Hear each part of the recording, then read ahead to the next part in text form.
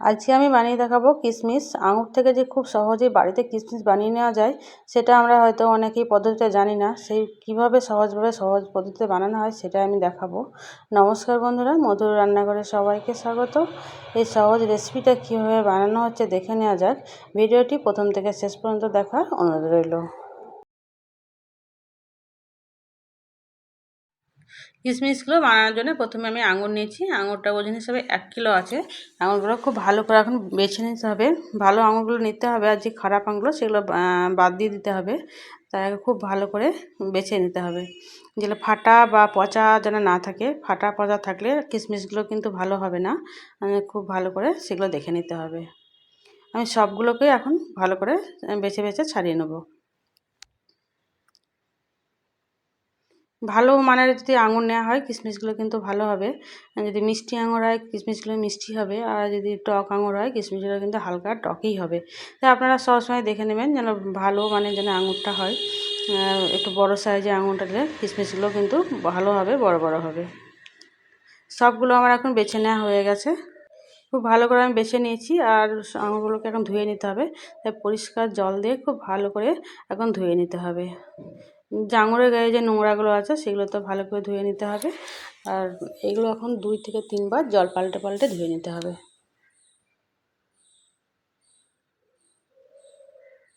একবার জলটা বাদ দিয়ে আমি আরও একবার ধুয়ে নিচ্ছি। এইভাবেই 2-3 বার ধুয়ে নিতে হবে। সবগুলো এখন ভালো করে পরিষ্কার করে ধুয়ে নেওয়া হয়ে গেছে। আঙুরগুলো এখন জল থেকে তুলে নিতে হবে।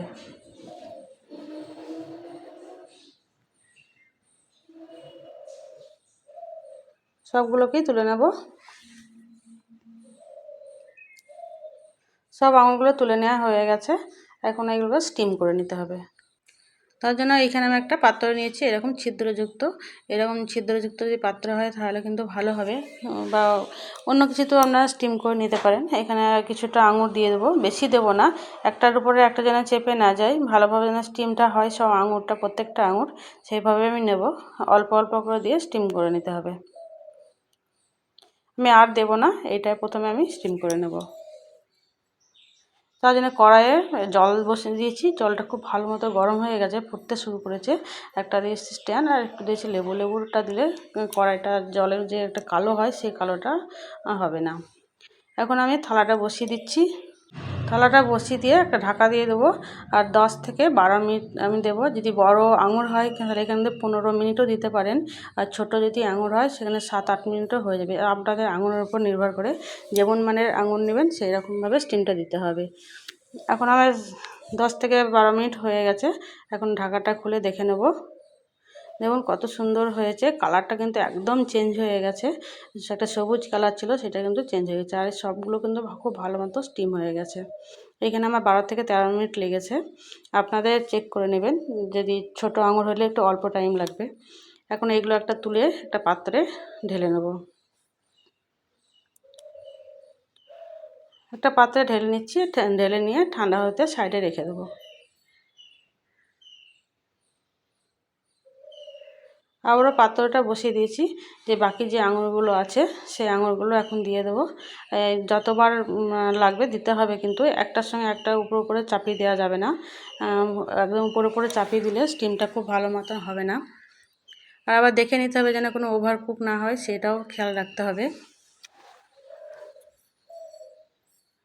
সবগুলোকে ঠিক মতন দিয়েছি। আবার ঢাকা দিয়ে একইভাবে এইগুলোকে স্টিম করে নেব। এটাও হয়ে গেছে। এটাও আবার ঢাকা খুলে দেখে নেব। খুব সুন্দরভাবে এটাও হয়ে গেছে। এটাকেও একটা পাত্রে ঢেলে নিয়ে এটাকেও ঠান্ডা হতে দেবো। আর বাকিগুলো একইভাবে বানিয়ে নেব। যে আগে এটা বানিয়েছি এটা কিন্তু অনেকটা ঠান্ডা হয়েছে, এটা পরে হয়েছে। এগুলোকে এখন একটা সাদা কাপড়ের উপরে, একটা পাত্রের উপরে একটা সাদা কাপড় দিয়েছি, বা সুতির কাপড়, যে কোনো একটা সুতির কাপড় দিতে পারেন। এবার আঙুরগুলো একটা একটা করে সাজিয়ে দেবো। এইখানে খেয়াল রাখতে হবে আঙুরগুলো যেন একটার সঙ্গে একটা লেগে না যায়। একটার সঙ্গে একটা লেগে গেলে কিন্তু খুব ভালো মতো শুকাবে না, কাঁচা হয়ে থাকবে। আর যখন শুকিয়ে যাবে তখন কিন্তু একটার সঙ্গে একটা লেগেই থাকবে। তাই ভালো করে এটা সাজিয়ে নিতে হবে, একটার সঙ্গে একটা যেন না লাগে। আমি সবগুলো এইভাবে সাজিয়ে নেব। সবগুলো হয়ে গেছে, আর এটা এখন রোদে দিতে হবে।